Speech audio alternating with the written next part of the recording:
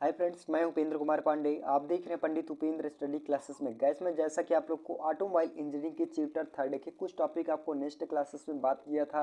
आज का टॉपिक होने वाला है शक्ति स्टीयरिंग या फिर द्रव चालित शक्ति स्टीयरिंग। इन दोनों टॉपिक के बारे में पूरा स्टेप बाय स्टेप जानकारी लेंगे। तो यहाँ पे वीडियो काफ़ी हेल्पफुल होने वाली है। वीडियो लास्ट तक देखना है, तभी आप लोग को समझ में आएगा।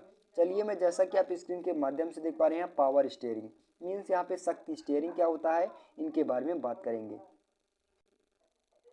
यहाँ पे हम इसको डिफिनीशन के माध्यम से देखेंगे। डिफिनीशन हमारा क्या कहता है कि मध्यम यानी मीन्स यहाँ पे मध्यम तथा अधिक भार की गाड़ियों को स्टीयर करने के लिए चालक और अधिक ईंट लगानी पड़ती है। मीन्स यहाँ पे जो शक्ति स्टीयरिंग होती है साधारण स्टीयरिंग के भांति होती है, बट इसमें क्या होता है कि एक अधिक मतलब कहने का मतलब बाहर से शक्ति उत्पन्न करने के लिए एक स्टीयर लगा दिया जाता है। मीन्स यहाँ पे इससे कन्वर्टर लगा दिया जाता है, जिनके माध्यम से हम क्या करते हैं, स्टीयरिंग को सरल रूप से मतलब आसानी के थ्रू से स्टीयरिंग को घुमा सकते हैं और गाड़ी को नियंत्रित कर सकते हैं। ठीक है, तो यहाँ पे इसमें एक खासियत होती है। आगे बात करें, शक्ति स्टीयरिंग प्रणाली करचल स्टीयरिंग प्रणाली में लगने वाले घुमाऊ प्रयास को स्वचालित द्रवचालित सहायता प्रदान करती है। शक्ति स्टीयरिंग की डिजाइन इस प्रकार की जाती है कि स्टीयरिंग पहियों पर प्रयास की मात्रा एक पूर्व मान जैसे 1 kg से बढ़ जाए। इसकी डिजाइन शक्ति प्रणाली असफल होने वाले चालक गाड़ियों को केवल हाथ से स्टीयर कर सकते हैं। मीन्स यहाँ पे जो पावर स्टीयरिंग होती है, पावर स्टीयरिंग में इस प्रकार से इसकी डिजाइन की जाती है कि पावर स्टीयरिंग में से कि यहाँ पे एक मोटर लगा दिया जाता है। क्या लगा दिया जाता है आपका, एक मोटर लगा दिया जाता है, जिससे जब क्या होता है आपका स्टीयरिंग क्या होता है, रोटेट करवाते हैं। रोटेट करवाने के बाद क्या होता है, मोटर में एक शक्ति उत्पन्न हो जाती है, और शक्ति उत्पन्न होने के बाद क्या होता है, मोटर ऑन हो जाता है। और मोटर ऑन होने के बाद क्या होता है, आपका जो स्टीयरिंग होती है जिस प्रकार से उसे मुड़ाना चाहते हैं, घुमाना चाहते हैं, उसी माध्यम से वो आसानी के थ्रू से मुड़ जाता है। इसका आपका एग्जाम्पल देखे होंगे तो यहाँ पे नई नई कारों में या फिर बड़ी बड़ी कारों में लगाई जाती है। ठीक है, इसका प्रयोग अब यहाँ पे इसको फिगर के माध्यम से दिखा दें तो फिगर जैसा कि आप स्क्रीन के माध्यम से देख पा रहे हैं। अब ये आपका ये क्या हो गया, स्टीयरिंग हो गया, स्टीयरिंग भी हो गया। अब यहाँ पे आपको स्टीयरिंग पंप लिखा दिया, मीन्स यहाँ पे पावर स्टीयरिंग पंप दिखाया गया। ठीक है, जिनके माध्यम से जब इसे रोटेट करवाते हैं, रोटेट करवाने के बाद एक प्रेशर ट्यूब जाती है। प्रेशर ट्यूब जाने के बाद इसमें क्या किसमें अनुरूप होता है, तो पावर स्टीयरिंग पंप में कन्वर्ट कर लेता है। अब वो क्या होता है, पावर इधर भेजता है और भेजने के बाद क्या करता है, आपका ये जो स्टीयर होता है वो आसानी से रोटेट होने लगता है। किनके माध्यम से, रोटेटरी कंट्रोल वैल्यू के माध्यम से। ठीक है, और यहाँ पे इसके किसके नियंत्रित किया जाता है, तो फ्लूइड लाइन्स के द्वारा इसे नियंत्रित किया जाता है। ये बात करें, ये आपका रैक हो गया, मीन्स यहाँ पे जो दांतें होती हैं उसके उस प्रकार से, और वहीं पे हाइड्रोलिक पिस्टन, हाइड्रोलिक पिस्टन के माध्यम से इसे नियंत्रित किया जाता है। जैसा आपको ये स्टीयरिंग हो गया, स्टीयरिंग को चला गया, और स्टीयरिंग को चलाने के बाद क्या होता है आपका, यहाँ पे पावर स्टीयरिंग लगी होती है, और पावर स्टीयरिंग के बाद ये क्या होता है आपका गियर देता है, और गियर देने के बाद इसमें जाके आपका हाइड्रोलिक पिस्टन में पहुंचता है, और हाइड्रोलिक पिस्टन में के द्वारा इसे क्या होता है आपका रोटेट कराया जाता है आसानी से। ठीक है, अब यहाँ पे बात करें आपको द्रवचालित मीन्स यहाँ पे जो हाइड्रोलिक पावर स्टीयरिंग होती है इनके बारे में। अब हाइड्रोलिक पावर स्टीयरिंग एक ही प्रकार के मीन्स यहाँ पे जो पावर स्टीयरिंग और हाइड्रोलिक पावर स्टीयरिंग होती है उसका कार्य एक ही होता है। और हाइड्रोलिक में क्या होता है आपका, हाइड्रोलिक के माध्यम से चलाया जाता है, बल्कि जो पावर स्टीयरिंग होती है उसमें एक मोटर के माध्यम से उसे चलाया जाता है। बात करें यहाँ पे हाइड्रोलिक पावर स्टीयरिंग को डिफिनीशन के माध्यम से, तो डिफिनीशन हमारा क्या कहता है कि शक्ति स्टीयरिंग प्रणाली दावाहीन तरल द्वारा परिचालित होती है। किसके द्वारा परिचालित होती है, तो दावाहीन द्वारा परिचालित होती है। ये प्रायः 5 वाट तथा 10 वाट तथा वायुमंडल अवस्थाओं पर निर्भर करती है।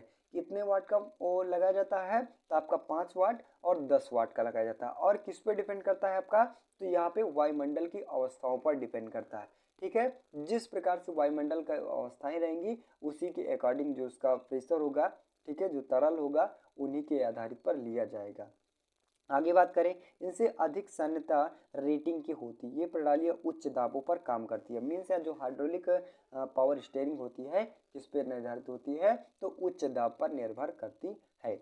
आगे बात करें तो आगे कहता है कि सभी प्रकार की शक्ति स्टीयरिंग प्रणाली कार्य प्रणाली एक ही होती है। मीन्स यहाँ पे जो स्टीयरिंग प्रणाली होती है एक ही प्रकार की होती है, बल्कि जो पावर स्टीयरिंग होती है और हाइड्रोलिक पावर स्टीयरिंग होती है इनमें एक कन्वर्टर लगा दिया जाता है जिनके माध्यम से उसे सरल रूप से नियंत्रित किया जाता है। आगे बात करें तो स्टीयरिंग पहियों को थोड़ा सा घुमाने पर एक वाल्व कार्य करता है जिससे टंकी से दबाहीन तरल एक सिलेंडर की उपयुक्त साइड में चला जाता है।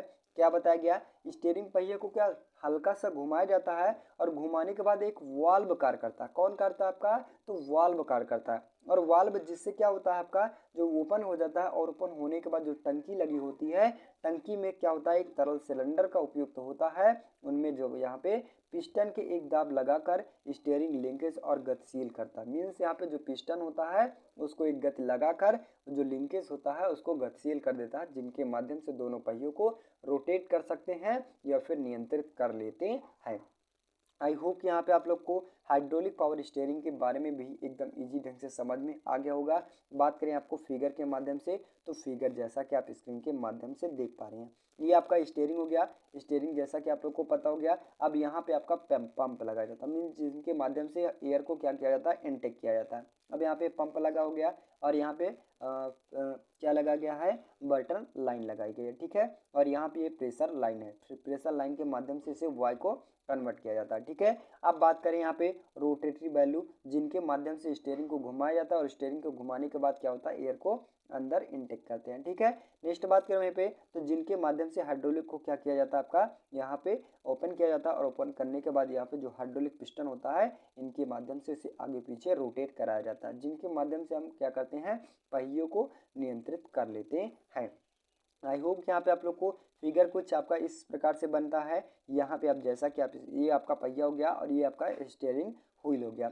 स्टीयरिंग व्हील को यहाँ पे आपका कन्वर्टर लगा दिया था मीन्स यहाँ पे आपका जो यहाँ पे दिखाया गया है क्या वो दिखाया गया steering column steering rotatory value दिखाया गया। रोटेटरी वैल्यू के माध्यम से इसे कन्वर्ट किया जाता है, ठीक है। यहाँ पे दिखाया पा रहा है आपका जो रैंक और पिस्टन दिखाया जा रहा है, ठीक है।